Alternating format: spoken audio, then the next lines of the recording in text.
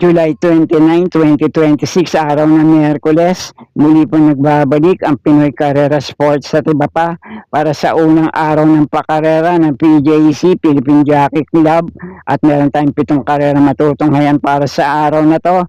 1,200 meters ang paglalaban ng distansya. At dito sa race number 1, ang panimula ng winner take all. Basta kursunada nyo, sama nyo lang din para sa mga diskarte nyo. Pamprimera ko rito ngayon, medyo mababa na rin sa grupong lalabanan niya. Sana lang nasa magandang kondisyon. Numero 2 na Mystic Jude. Hindi naman siguro to namimili ng tatakbuhan pista. Sana lang ay mailaban ngayon. Panigundo ko naman dito ay napupunto ngayon. Mainam yung huli itinakbo na to sa 1,400 meters na distansya. JL Lazaro ang rumenda. Siya rin naman narenda ngayon. Numero 7, Secret Hideaway. Uling takbo nito sa 1,400 meters. Nasigbunda to kay Pay the Line. Pero sa 1,200 meters na distansya, may mainam itong prebang na itala. 1.14.2 si RC Simasio ang rumenda rito. Dumating ng pang-anim kay Lola's Favorite. At panersera ko naman dito, pwede pa rin makapandilat kung muling mailalaban lang ngayon. Numero 8 Wireframe. May minsan takbo to sa 1,400 meters sa distansya. Si Penson ng Romenda, palitin natin ngayon kay Jackie GL Ciego. Dumating itong pang-anim sa mataas na grupong Lance in Gray. At baka naman kinukursunado nyo, isa rin sa pinakamababa na rin sa grupong lalabanan ngayon. Ang problema lang nito ay minsan naging bisyoso. Tingnan nyo na lang sa bentahan, numero 9 Sky Story. At ito namang numero 6 na Sultanov, mainam din yung prineba nito sa parehong distansya na huling takbo niya, 1.13.3 na tersera itong malayo, kila Giselle Stutch. Pero muli, unang pili ko pa rin sa race na to, numero 2 na Mystic Jude, panigundo ko naman itong numero 7, Secret Hideaway, panersera ko numero 8, Wireframe, at doon naman sa ibang kalok na nabanggit ko at nabigyan ko ng konting gabay kung kursunada nyo, pwede pa rin naman, kaya na pong bahala magsama para sa mga diskarte nyo. Okay po, thank you.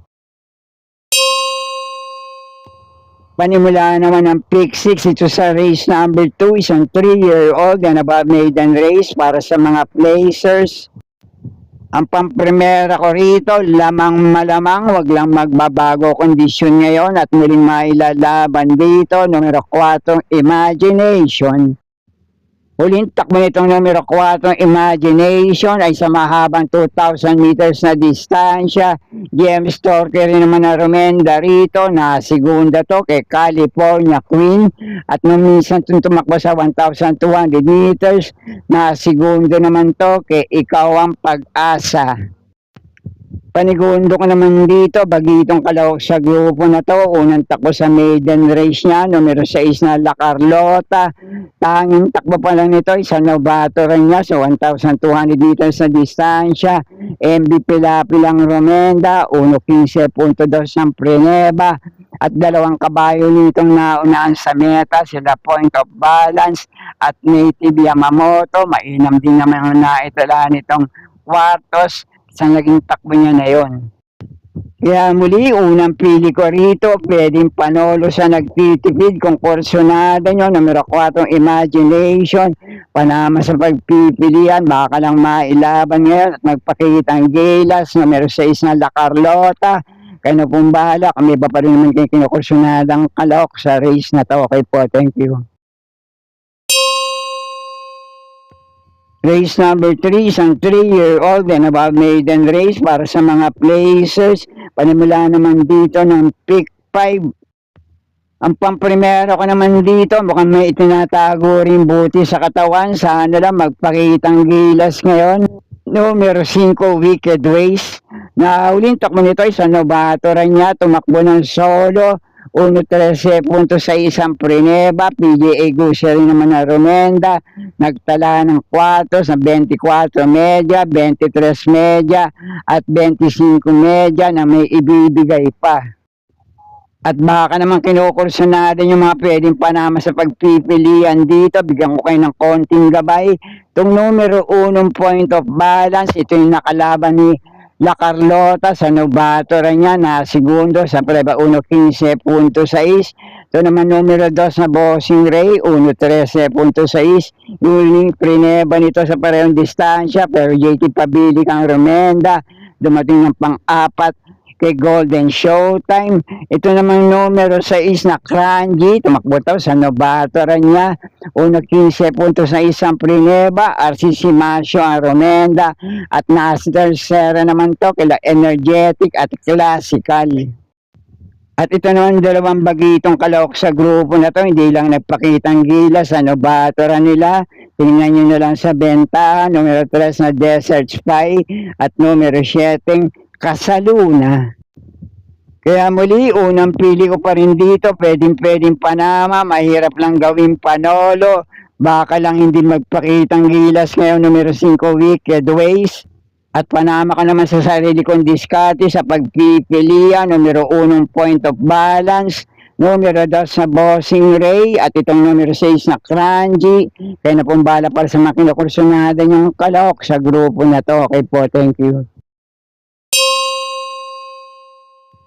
At narito na tayo sa race number 4. Panimula naman dito na unang puntusan ng Pick 4. Isang 3-year-old and above maiden race para din sa mga placers.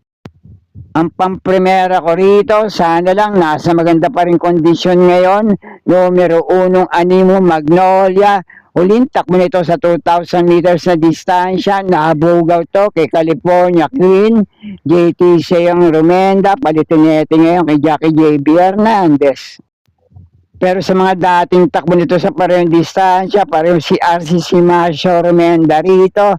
Yung isa, 1.13.4 ang Prineba nung nasigundo to kay Can Caloking. Minsan din tong nasigundo sa parebang 1.14 sarado kay Siling Labuyo. Panigundo ko naman dito, umentado, nung uling takbo sa parehong distansya. Si Ares naman na Romenda rito, 1.12.5 ang Prineba. Numero 6 na Looking Cool, nung nasigunda to, nakaprasong leg lang kay Golden Showtime. At baka kursunada nyo, unang takbo sa maiden race niya, mainam din naman na itinakbo nito sa Novatora niya. Numero 5 Native Yamamoto, na pumeba na 1.15.6, na tersera to kila La Carlota at point of balance. Pero muli, unang pili ko pa rin sa race na to, lamang malamang, numero 1 Animo Magnolia. Panigundo ko naman to numero 6 na Looking Cool, panama sa pagpipilian. Kung kursunado nyo, numero 5 Native Yamamoto, kaya napumbala kung may iba pa rin naman kayong kinukursunadang kalahok sa grupo na to. Okay po, thank you. Race number 5 na tayo, ang huling DD plus 1 event para sa araw ng Miyerkules. Isang magandang pagbabalik laban to para sa ilang kalahok sa grupo na to. Nag-iba-iba lang ng numero, kaya napumbala para sa mga diskarte nyo sa race na to. At mga pwede kong panama naman sa pagpipilian sa grupo na to, 4 na kalahok.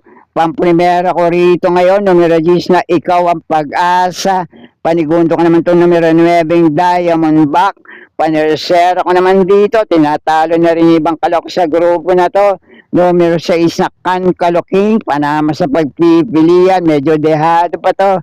Numero 11 Yani Yanalas. At kung may iba pa rin naman kayo kinukursunadang kalahok dito, ay pwede pa rin naman kayo na pong bahala magsama para sa mga diskarte nyo. Okay po, thank you. At nasa penultimate race na tayo, race number 6, may 7 numero, 7 rin ang mga kalahok dito.